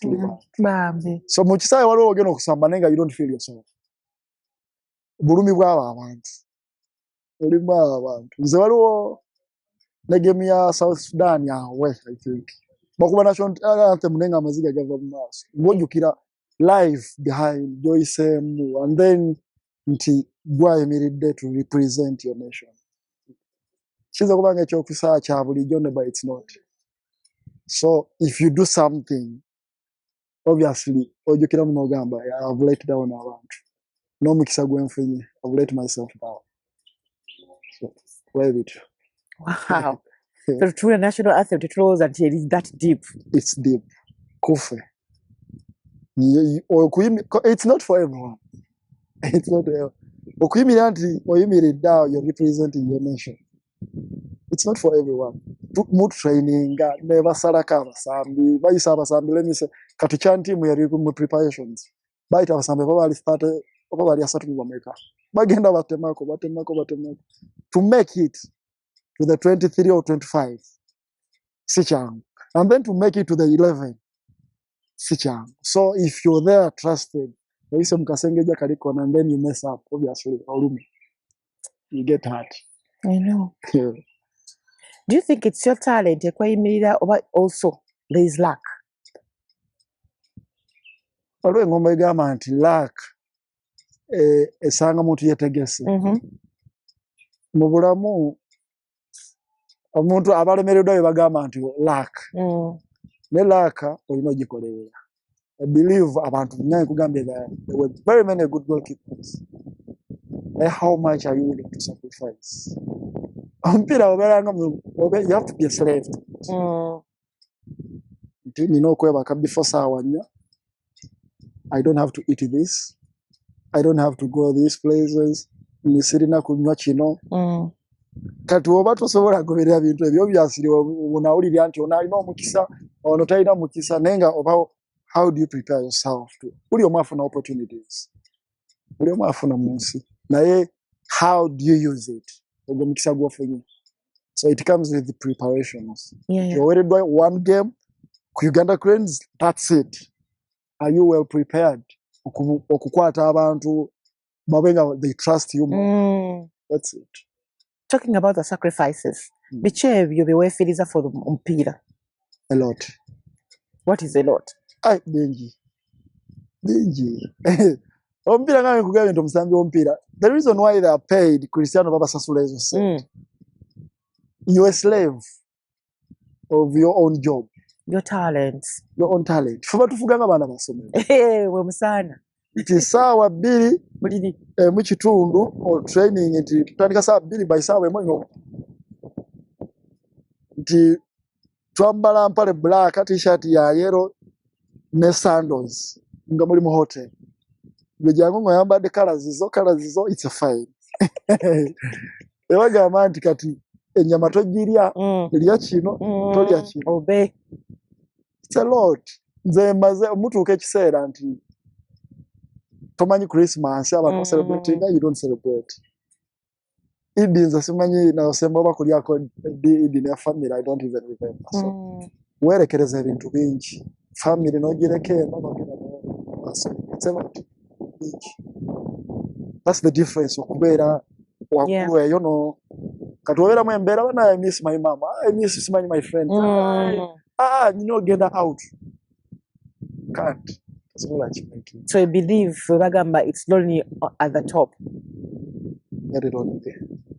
Very lonely. Nze ngere South Africa nengenda ku training, never ku training nenzira mu nyumba njifuluma nkera. If it's not gym, njifuluma nkera nga atengenda ku training nenkoma o same routine. Life a boane what? You're a slave to your talent. Because in Japan it's very short. After 5 years from now, then I will do what I want. I'll give my best. The feeling I'm going to go, you can do it. Nemugenda, nova mukuli novera, no producing. Yes. Era no fuka coach, same lifestyle. Life yitwale mu gatuza Nyakatemba. Rehearsals, shows. Ze namale banga tula wansi n'abaana kulya Christmas. Buli public holiday. Fetebera holiday. Wina rehearsal muzanyo wagujja omupya mu rehearsingira emyezi 3. Ayina mu staging for a month. Ate mama akagumala ate nga mukola omulala. So abaana ngozanya nabo mu lubuto no muzaana ozanya naye bomuleka awaka obomulekedde nani kati awo n'otandika obulamu obwo bakwenaga Ruth akulaba kati n'agamba Ruth kino naye atamanyi what right. So that's it. That's us. I n'otandika shonga ya kumacha.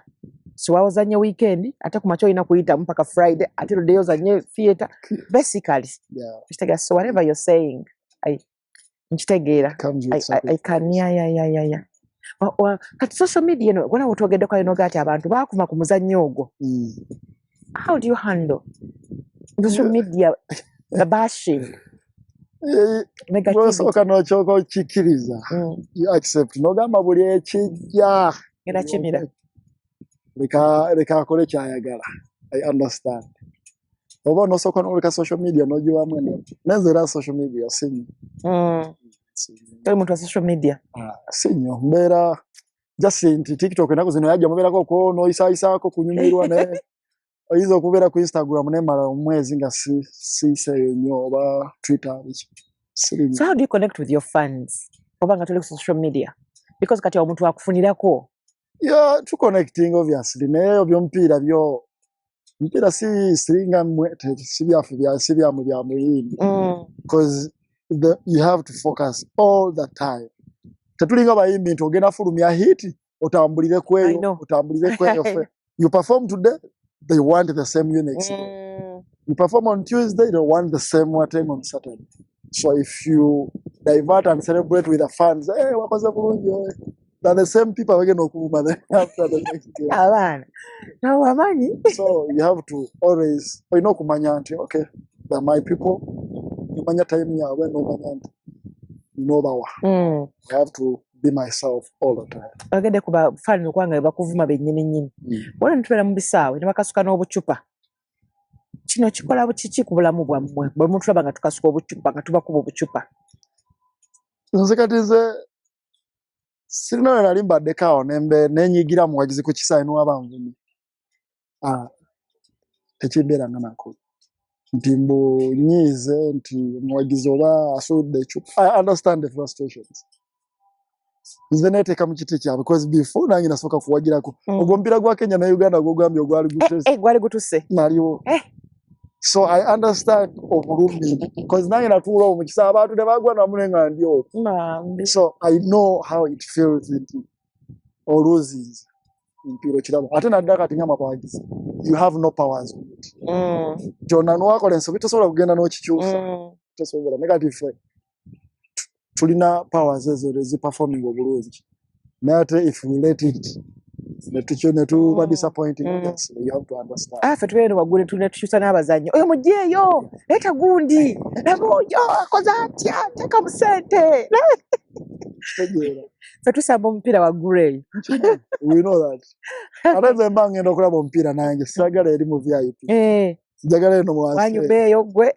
Wanyubeeyo. Era South Africa nze ngenda ne ntulanira omupiira naye nga teri amanyi nti yes. Nyambala ebijaketi byange eyo we wanyumira n'oyira ono n'ayomba to understand it. N'omanya. Nti nange embeera wali wansi kino kyembaako. Nambe bale kutegera bulumi bwaffe. Nze omupiira ngukola cause it's my life. It's life. Kumpadde kati nawe kugambye sai na kirooto munja kubeera dokita nga sente zikudazo musajja wattu nengo omupiira okimanyi gwegulina okufuula kyoyagala andi mukama akikoledde. Before it was fun and then when alaba opportunity nti nsobola okunsasula neŋŋamba why not but also kujja kugirako ne hard work na twagusambiranga ku bwereere ewaka nga musamba nga bagamba omusiraamu amala kwazina nga mutandise munaana ogw'emisana nga bamala kwazina ssaawa emu ne muguvaako mukubidde 4 hours kata ssaawa zino ngambe nti we are training for 1 hour necessary training solo training nga ninga we.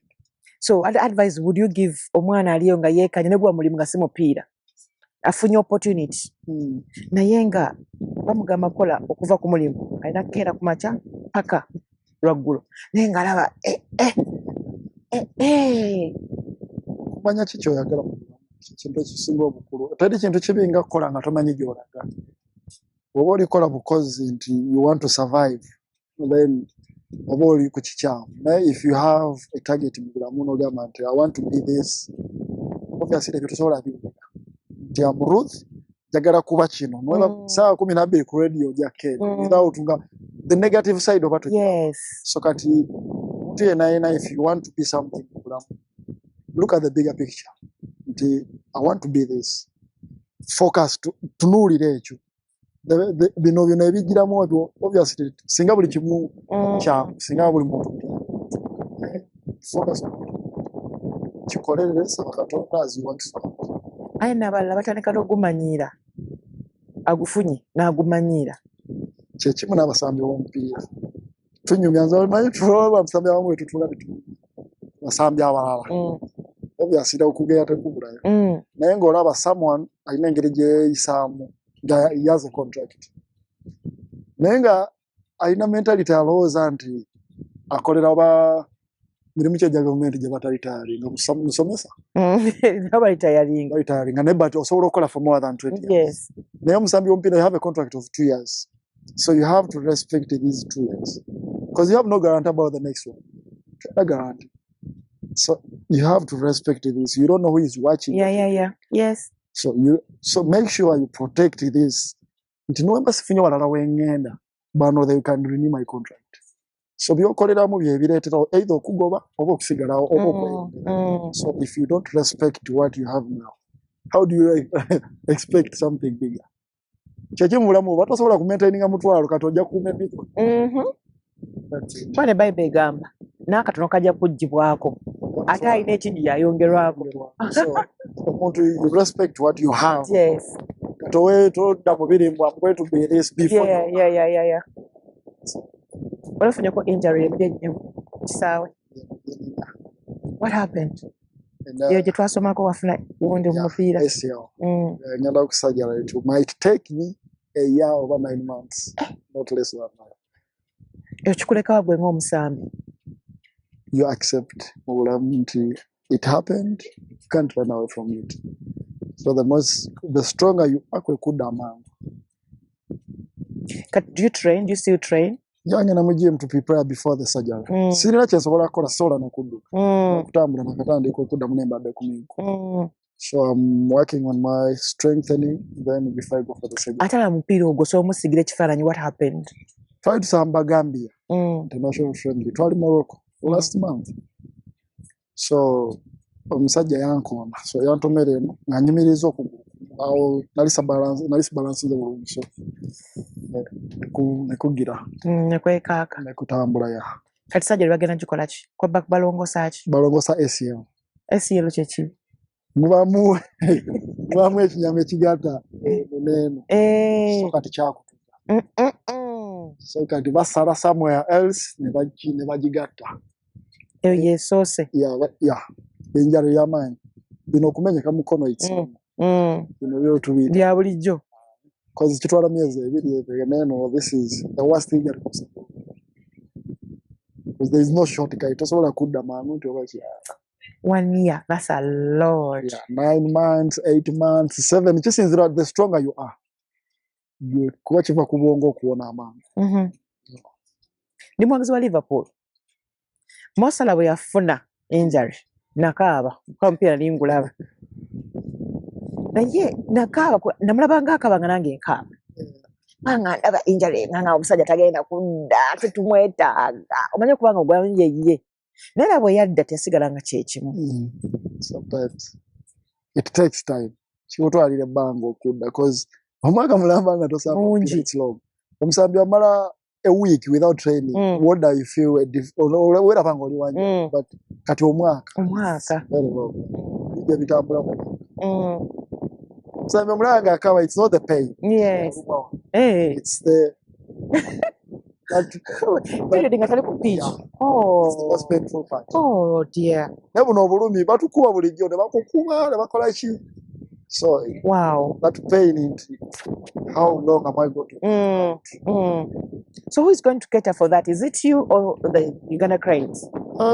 Tuli mu kwogera ne federation obviously because na wali national team club batasobola. So national team bagenda kola arrangements. How is the well-being y'abasambi b'omupiira ba team? Embeera yamwe babakwata like babafaako nga mwali badde mubeera? Our national team? Yes, national team. National team, it's not a club until erina abasambi abiri. You have to take care of this one. Yes. National team, a team echuka all the time. Nti lero watenga wali enchatali. Because tuli banja over different clubs. Yeah. Tuli banja na banja basamba mpira. So katinga wendo obviously national team eja kuba. Okay. So national team tewaba awo bagenda bakuuma babalabirira eno. Eja kuba then you leave. Eja kuba so they take care of you mukaseera ako. Abantu abalala bonna abayimizannya abalala complaining anti Uganda Cranes basinga okufaako. Tulemuwangula president abayita abakolera ekyemijjulo biki ate nga waliwo n'abantu abalala abalina ebitono ebirala abatabafiiriddwako. Do you feel their pain too? Yes, buli muntu abeera ne view ye kusinziira waali. So ndowooza abo balina kye baagala nga bo basobola okuyita mu makubo amatuufu to get that. Because if we are on the field, we don't know what happens. Yes, yeah.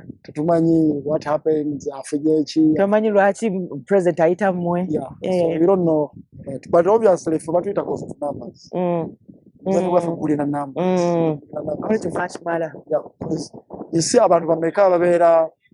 Okay, let's see. Let's go teams in Uganda. Clubs. Uganda, okay, boxers bali bameka mu Uganda. Okay. If football is ewa abantu bangi emirimu in a group. Osanga club emwe ina basambi more than 30.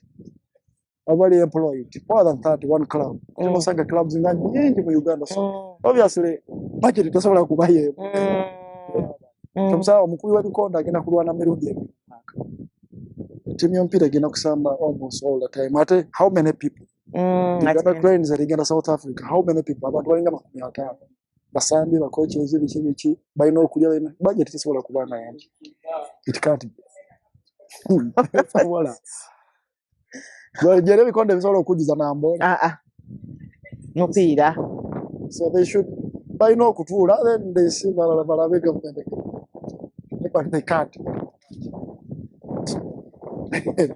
so mwezi wakiposiza okusanga mupiira I think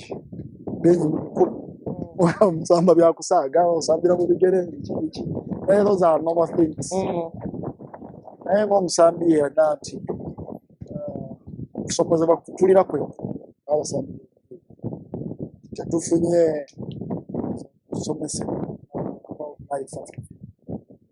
I think in direction ya sava singa batuyamba abana b'emizanyo because they judge people think ata abana bangi basambi omupiira and then olaba after football and then things are not ngawe byali so I think singa wabawo embeera esobola okuyamba abantu abaana ne babasomesa nga bakula nti olikola kino but there is time after this. Yes. You have a 2 years contract. It might be your best. Timubulamu olifuna nti mfuna mutwalo gumu ogwe Uganda now. Gwe ngogamba after this contract ngenda afuna emitwalo 5. What if this 10,000 kokoma kogenda okoma percentage. So that understanding and respect for that ndoza bye bimwe bitusumbuwa fenna. The challenge gye tulina nga osambe omupiira emigema. Bannabitone abamu bafuddeyo okulaba nga bazimba ku masomero okusomesa ebyemizannyo. Is it Kiprotich? Yeah, Kiprotich. Yes. Abamusambi b'omupiira mulina enteekateeka y'okukola ebintu bwe bityo. Nze nganza have a dream of okola ebintu ebyo because I have a foundation already. So yeah, I have a foundation. Where? Embali. Ntegedde. Ayange next year Mbale Street. My foundation is Yabana Uganda. Yeah. So we always every year together to giving a park and to other Sabila Uganda Cranes together Marwali. Wow. We always visit. So I have a dream because the money what it means okubanga azuku say you don't know what next. Joligena go somero neto ina chitabo. But you have to go to school. So I know how hard it is. So I have a foundation. So nina chiro tonti. Maybe mama say katunda naba mpade. Obusobozi n'abantu abasobola okunsupport. You can build something nga kiyamba abantu ebintu ebyenjawulo. Nga jakwa center ngekola ku byonna byonna oba specifically? No. For now twaguze already tulina ebyalani bye twatadde mu byaleero. Oh wow. Bless you. Twagala abakyala batandika okuyiga okutunga ekiri. So that's the part of it. So tutandise abakyala nti bebamba bebalina if mama asobola okusurvivinga kitegeeza nawo omwana asobola okusurvivinga. Anti akibagamba tusomesa maama osomeseza ggwanga.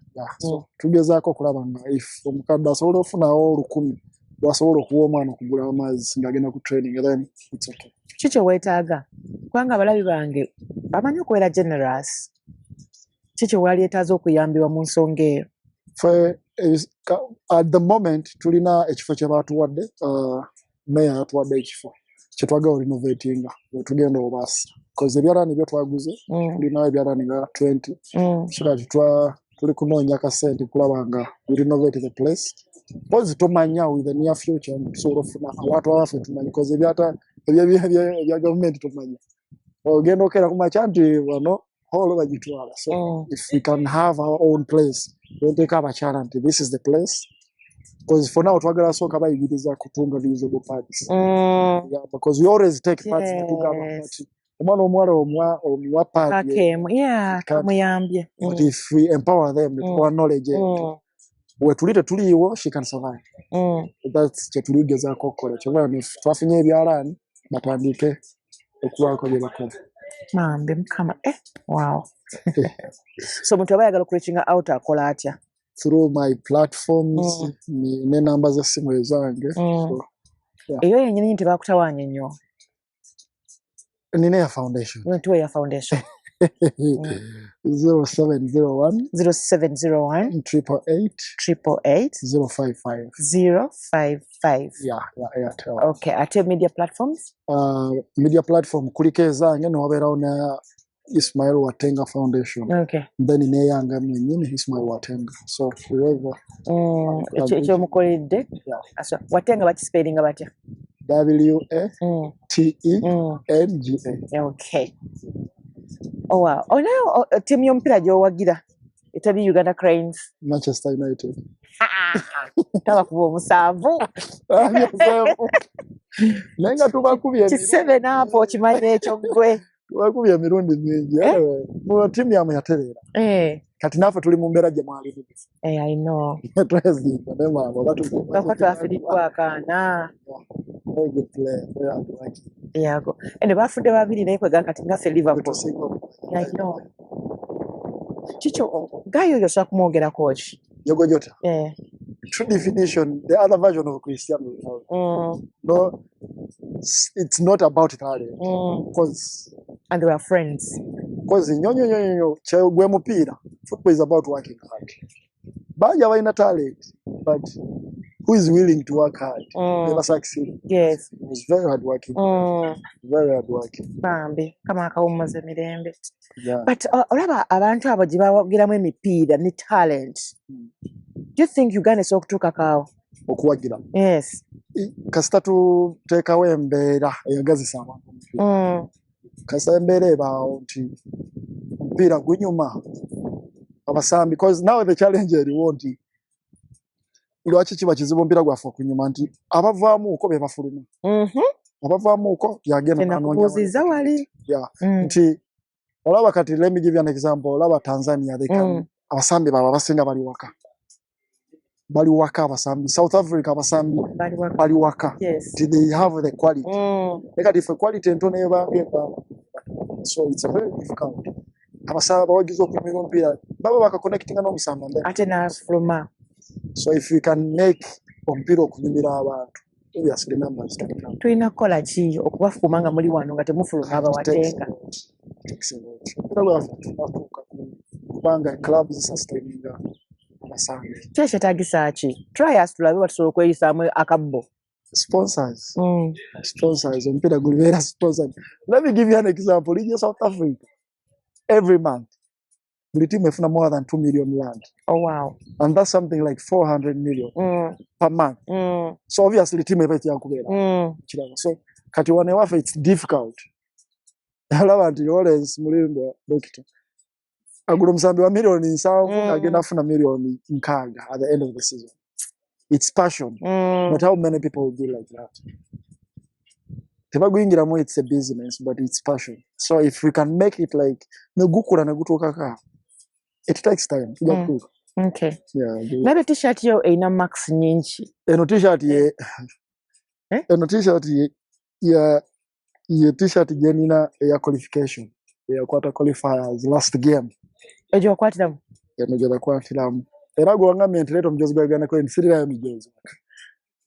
Ngawe tuvulumaye bagitwala. Guno gwe badde abantu. Kati guno guli signed by all the players. So kolindeko. Bw'ofuluma ng'emijozi bagitwala. Ne kati nina message more than 50 messages abantu basaba mijozi.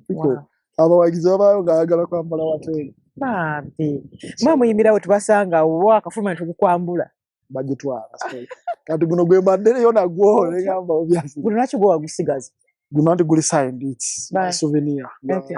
Mpira gwe mijozi gwa qualification. So gujukirako abaana bange balirabako. Maria nsaba oyimye Ethiopia soka kulabeko emabega. Gulina signature y'abasambi olubuusa abasinga. Wow. Ate guliko linnya lyo. Gujja kubeerako erinnya. Bwe tuba tukuba qualifiers tekuba mannya. Basaako mannya. Ogwo wagusigaza. Ogenda kuterekera bazzukulu balabeko. Ngenda gufuleminga then. Batege nti jjajja yaliwo.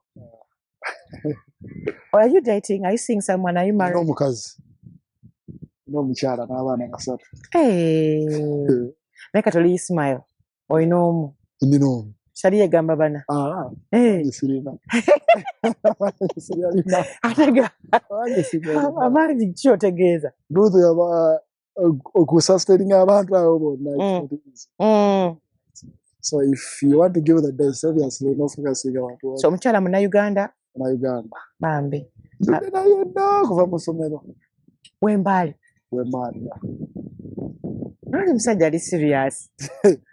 Omwana waffe asooka twamuzaala nali mu vacancy ya 6 ye yalikola ebibuuzo naye. But the hustle is real. Ne mugamba jangu tujja kukula tukuze ffenna. Kati sooka otubuulire. Ki ekibayambye okubanga musobola okusustaininza obulamu bwamwe bwe butyo? Twemanyi. But abantu bemanyi bangi naye kasi omuntu akyusa status. Bingi bikyukamu. Especially omwami. Tubaawo. Twemanyi. Chakaze siri muchakaze. As long as mulina life tegeye nga mu balancing obulamu. It's easy. It's not easy. It's easy. Omwami agamba ati kasita afuna ssente. Wanjukira kati oli gwe twamanyeko weddenga gwe twawuliddeko. Atambuza ebigere. Eyeeyiiya. Makanika. Bakati akyeyiiya. Kati afuna omuwala ono nga naye ali mu status eyo. Naye kakati watenga gwe twogerako. Ali ku national team. Ali nnyonyonyi. Akwata ku dollars. Okitegeera? Ebintu bikyukamu. Omusajja agamba nja kufunamu ajja mu ssente kati. Njagala oyogere n'omwami oyo alowooza bw'atyo. Kintu ekisinga obukulu nti success yaffe ate oluusi abantu bano abatuli okumpi bacontributingako. So nze nina okukkiriza nti she has been part of this journey. Tuhasoliza fedda. Ndwale waka yabeerawo nanyiga naleetaaga buguma n'asiimuula. So she understands amanyi hustle James. So she's my person. Nange ndi muntu twekukola. Gwe. Kuva buto. So but Bala is so beautiful. Come up video. I mean akuwa omukisa Rachel because abakyala gamba musajja ne mujja mbwavu ne mujja wano n'ansuula. Bangi bakabe bawuliddeko naawe. Bibaawo. Ne customer etegeera obviously. How old is the firstborn? 10. Mulimu mupiira, mulimu golamu. Nnyo. Aye wa mupiira. Talina kirala naye talina kirooto kirala mulamu. Mupiira. Asoma naye mupiira. Ngende mu Vipers. Oddayo waka nga YouTube ejjuddeko video zange. N'atuula n'akunyumiza, ngenda kusamba, ngende ekitende, mpa ekitende, ngende mu Vipers, ngende South Africa. Balanze steps. Zogeseemu, he's your fan. Agala omupiira more than anything. You have one boy? 2. 2 boys and one girl. Firstborn, secondborn mwala. Oh wow. Natuwumba bubaka ki bwoweereza abawagizi abakwagadde from day one. Si gwe wekka wala n'omupiira gwa Uganda gwonna Uganda Cranes Vipers. Nja kusooka kwebaza cause muwagizi w'omupiira ye ayagala. Bo baagala nnyo batwagadde. Batufudde kino kituli cause if they come in numbers kati me number and then naffe we survive and then federation nebaako kyetuwadde out of it. So njagala kubeebaza for the support, for loving us the way we are. Tetuli basomi nti tukola mirimu gya kusoma. Tukola mirimu bajja mikono. Bajja amagulu. So batwagadde n'emirimu gyaffe gye tutasomeredde but they love us the way we are. So njagala kubeebaza. Era mbasaba beyongere okwagala Ugandan sports. Because if they love us, obviously then people get so njabebaza kwagala clubs z'ewaka kwagala Uganda Cranes okubanga mutwagadde nganzo watenga nzani from nowhere to this way. Yes. Nyanduwa ne Madam Ruth. It's because of these people too. They saw the abilities ne banjagala. So bagala kwebaza Dr. Lawrence Mulindwa making me who I am today. Yajagala kuvanga budde mbale mu bigere bwange. Kati yakukiririzaamu from day one. Ngasimanya nakwasa gloves. So he has always been my mentor. Buli kimu yo muntu gwe era omwana nga asooka yeyampa sente zigenda okuzaalisa. N'amaliriza era nkubye enjawulo. Wangera oli mwana. Wamaliza okubya enjawulo? Yampa nyingi anti. So njagala mwebaza and then njagala kwebaza the government for supporting football. Now I think batwagadde, they have really supported us. Njagala kwebaza federation for okutukolera omulimu because it's the federation which leads us. Batukoledde omulimu. Most of us tetusomye, so it's a job created through the federations. Njagala bebaza for supporting us all the way jatuvaye mu byalo gye batutambuliza. Finally njagala kwebaza madam yebale kufumba tooke. Yebale kufumba tooke and my mom ne family yange, they love me. When ndwala people cry at home. Bambi. So njagala bebaza bebale kusaba kikintu ekisinga obukulu. They pray for me all the time. Pozi mama manya yani? Mwaza ituna. Bambi. Abulaka kibwali waeleza Mwami Lawrence Mulindwa senga obadde ku simu naye bigambo ki biwali mugambi? At the moment kinali mugambi nti Dr. njagala kwebaza yona gye wanzija kuntuusa wano wendi because makubo go ge gantambuza okutuuka wano. I'm really grateful. Sirina kyensobola okujjako okusabira Mukama Katonda okuwa obulamu obulungi osobola okujjayo bawatenga abalala bangi because I believe nti gwoli mwagazi w'abantu otwagadde era nina okukkiriza nti bangi bajja kuvaayo batuuke bwe ndina okunsingako. Opulaninga okuddamu okusoma? Kuva dda mpulaninga lwakuba mbadde sinafuna kituufu kusoma naye nga njagala. Oya kusoma posto nafuna kituufu? Mbadde sinaba nkyanoonya. Obuzibu kati ndi mukulu banoonya okusoma ekintu ekijjira mu life gye njagala. It's a challenge. Kind of. Ndi wa mpira, I want to serve people.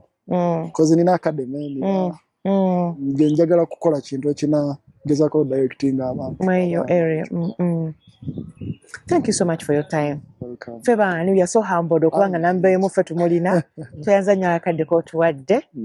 And twagala kusabeera lumu woliwo ofunyera akadde. Otwaleko ku foundation eyo. Tukolere okaawo. Yomosoka. Manyi fe twagala nnyo abantu. Bale walo nasobola abantu nga batyogera. Tujagenda ngenkuba tetonya. Ndiye bududa. Si bududa. Nze waffe. Ova kola nso ingira mu nyumba. Mama. Kama alonda bulungi. Twalonda bulungi omukulu yatukolera amakubo. Bambi. So toti ya good. Ali muyimbi wo mu Uganda? Mu Uganda. Mimbi wange isinga kwagala wali omuvubuka we wafeyo bamuyita Titans Vibes. Nyimbira because all the time we were na event za Visa Foundation. He's always supportive. Okay. Because Eddie Kenzo is part of us. He has been to atwagalanya lusambi wa. Andi musambi wa mpira. Bambi. Mimbi wange. Kale mukwano osibula ta mu lulimi lwamwe? Tusibula ta? Kusibulanga mu lulimi. Kubebaza. Okutwebaza n'okusibula abalabi. Mwanyala kubako mwanyala nabi ku wagira Ruthi wanyala nabi kali mudamu wanyala. Bye bye.